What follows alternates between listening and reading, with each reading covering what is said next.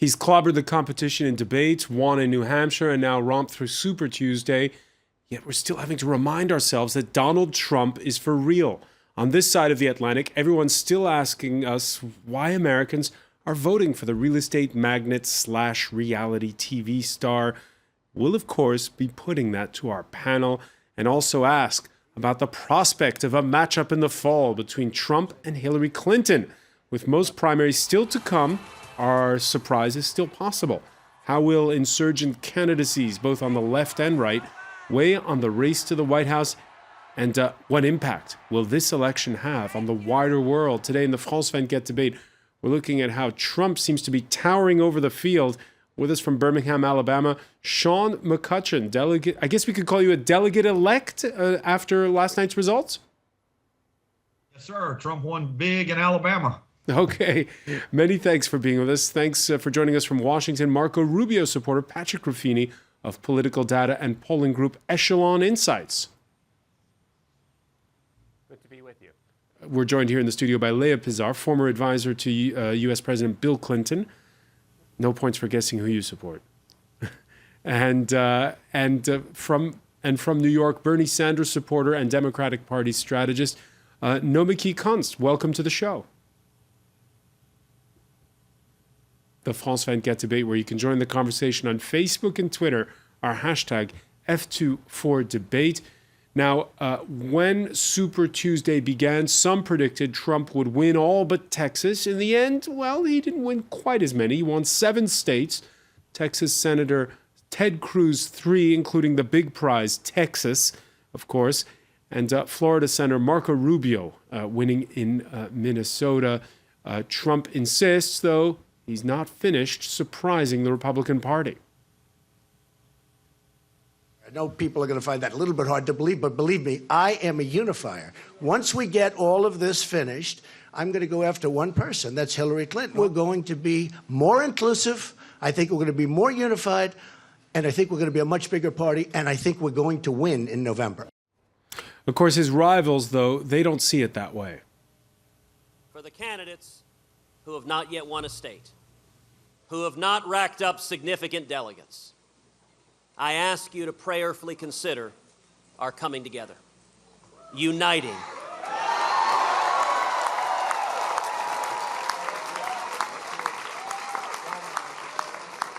For those who have supported other candidates, we welcome you on our team, standing united as one.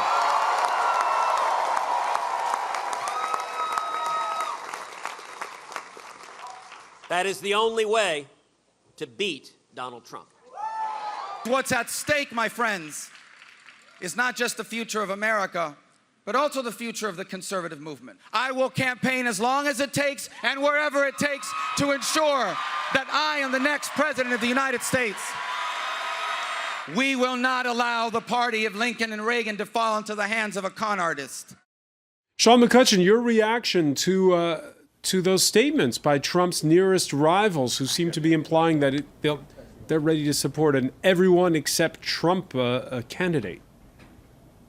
Well, I'm a little shocked by all the statements about the Republican Party itself that Rubio continues to make when in Alabama it's at record levels, record fundraising, record turnout.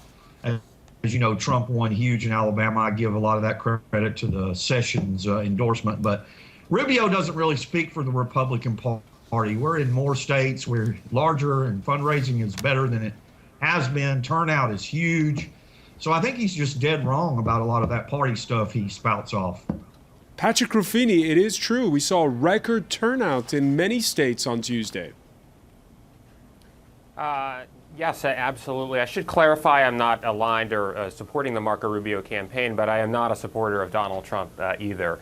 I do think that there has been record turnout, and in particular in my state of Virginia, there was record turnout in the state of Virginia for the Republican primary, and it turned out that Donald Trump was supposed to win by 14 points in Virginia and only won by 3 points. I think a lot of those people are, certainly I think Donald Trump is bringing a lot of people out, but I think a lot of people are coming out to vote against Donald Trump as well. And I think we saw that especially in a state like Virginia, which wasn't really supposed to be that close, turned out to be that close. And that was the case in a number of states last night that Donald Trump was supposed to win comfortably, and he won very narrowly. Vermont, Alaska, losing in Minnesota. So I think it's not quite the romp that Mr. Trump supporters would like to suggest that it is. But come on, he won 7 out of 11 primaries.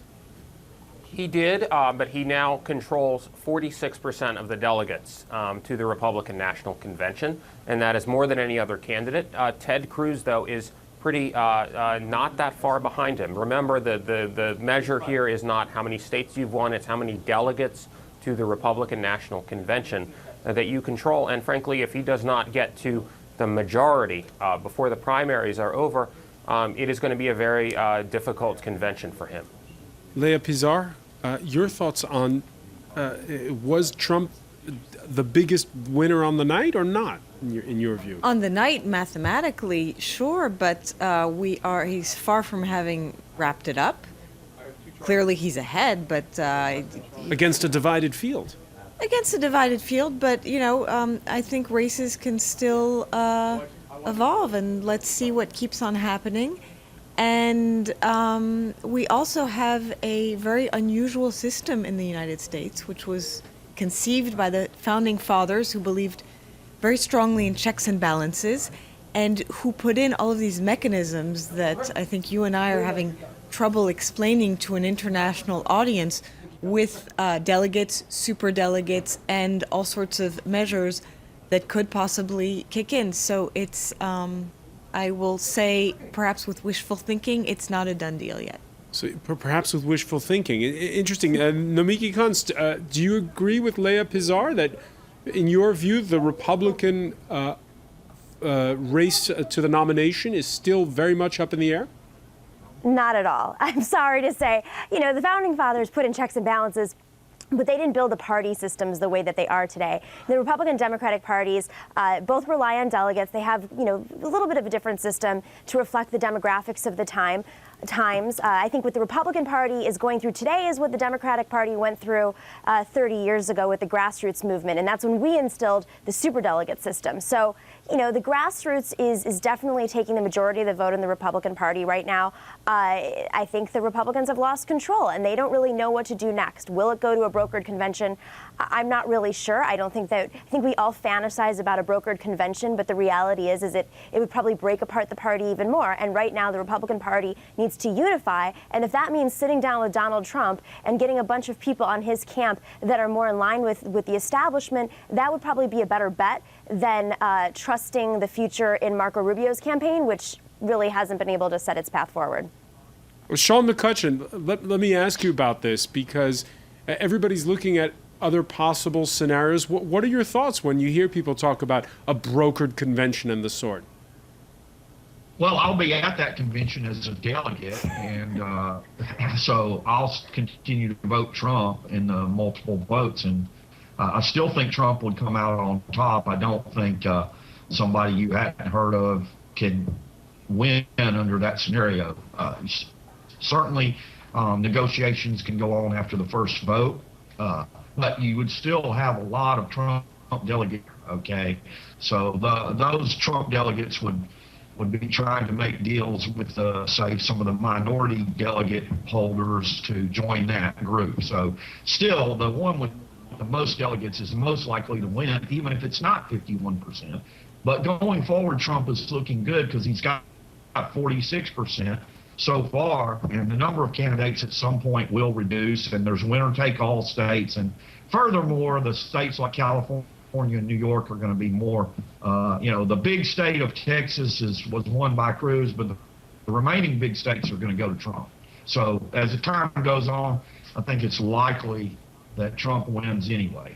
Sean, what drew you to Donald Trump, who's not at all from your part of the United States, and who hasn't always been a Republican? What drew you to him? Well, I met him back in 2014 at the Southern Leadership Conference in New Orleans for the first time, and he had been coming to CPAC for years. I'd heard a lot of his speeches, so he's been planning this run. I was not surprised when he ran, but he's been delivering a strong conservative message, so I like that. Furthermore, the celebrity, knowing how politics works and name ID and dealing with the media, I thought those skills would be good, and in fact, they have been. So I Even was when just he makes impressed with, even when he makes statements that shock the rest of the world, like about Mexicans being rapists, about sending back or preventing Muslims from entering the United States. well, Trump delivers his own message, and he's got to do that. If he lets other people talk for him, like so many candidates have done in the past, then he may lose doing that. So I don't.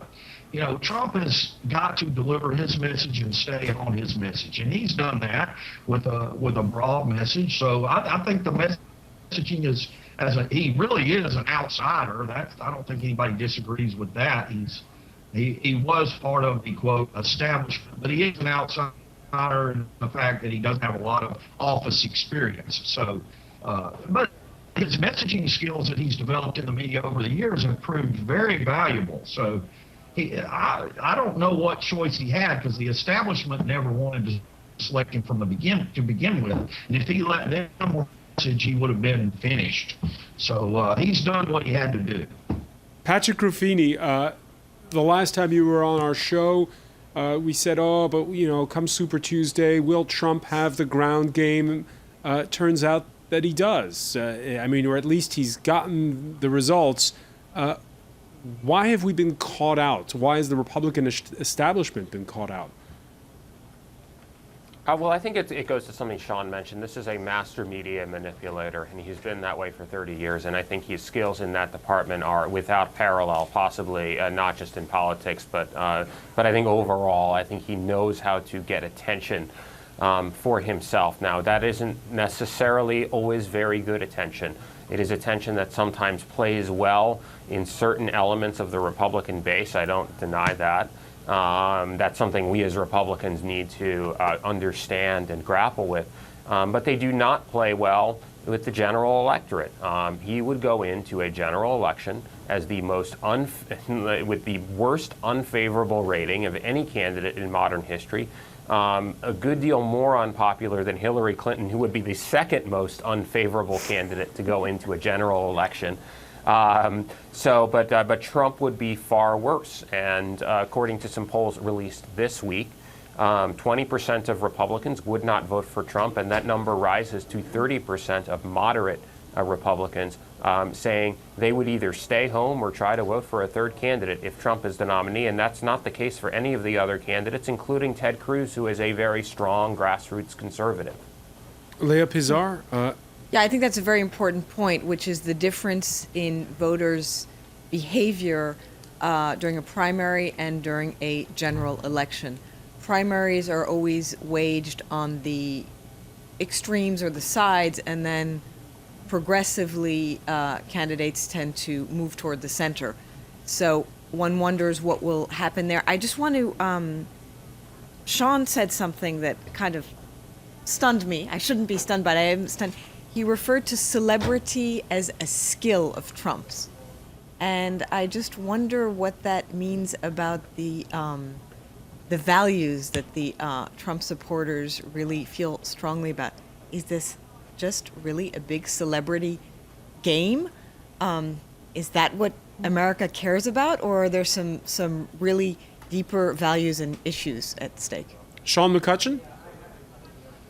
Well, I may not be. A lot of Trump supporters probably love him for reasons like his financial capabilities, and maybe he's going to, improve our financial scenario in the trade, and certainly the border. If you look at how he did in Texas, I know he didn't win Texas, but along the border he did real well. So the wall thing is immigration is a huge issue that I think is driving Trump. You really That's think he really Rubio's problem? You really think that wall is a good idea?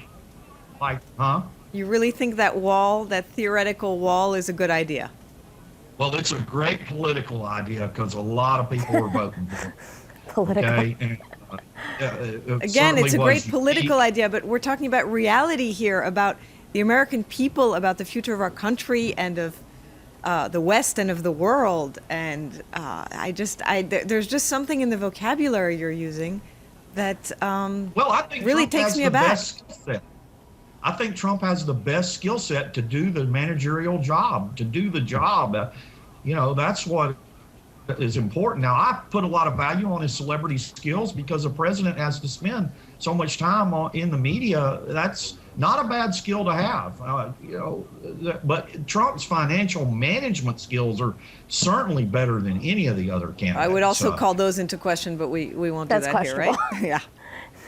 Let me ask. Most candidates haven't ever managed anything other than campaigns. It's not the same set of skills that political experience is valuable in America. The voters aren't voting for political experience. That's what's happened in this election. They don't value political experience because the politicians have not delivered for decades. That's why any other time Trump wouldn't even get in the building. Okay, it's the fact that these guys have not delivered for so many years that we're looking at outsiders. Okay, and the Trump skill set is impressive, and I personally like the celebrity thing because it's just, with all the media these days, it's necessary to be able to perform in that environment. Namiki Kunst, would you say the same for Sanders, that voters are so hungry for an anti-establishment candidate that in other circumstances, in other years, Sanders wouldn't have had a look in? Well, I think there's a few differences between Donald Trump and Bernie Sanders, other than a couple $2 billion and 30 years of political experience. There's a difference between political experience and establishment. You need to be a skilled politician to be able to negotiate with an opposing party, to work with the Senate, to work with the Congress as a president, to understand how to negotiate overseas. You need to have inherent political skills the way Johnson did, the way that Kennedy did, the way that Roosevelt did. Those are political skills. The difference between the establishment is that the establishment has unfortunately become very corporatized on both sides. You have lobbyists influencing both sides, and as a result, campaigns have gotten very expensive. And so parties are choosing candidates that may not be the best politicians, but better fundraisers, who have strong name ID, who are celebrities in a political sense, like Hillary Clinton and on the Republican side, whoever their flavor of the month is, Jeb Bush.